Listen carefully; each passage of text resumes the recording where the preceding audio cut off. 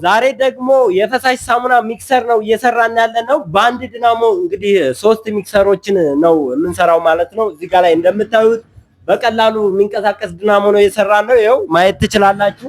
ይሄ የመጀመሪያው ሚክሰር ነው፣ እዚህ ጋር ይገጠማል። ሁለተኛው ደግሞ እዚህ ጋር ነው ማለት ነው።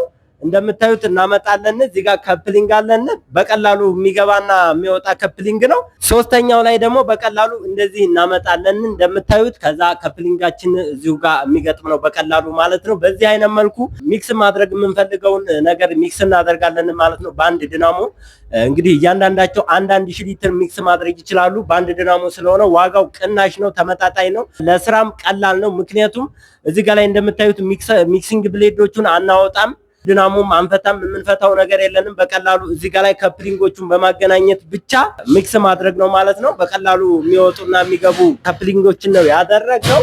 ስራችን እንግዲህ አልጨረስንም፣ ስንጨርስ ደግሞ እናሳያችኋለን። የቲክቶክ አካውንታችን ግን ብዙ ሰው ጋር እየደረሰ አይደለም።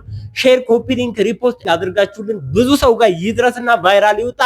እናመሰግናለን።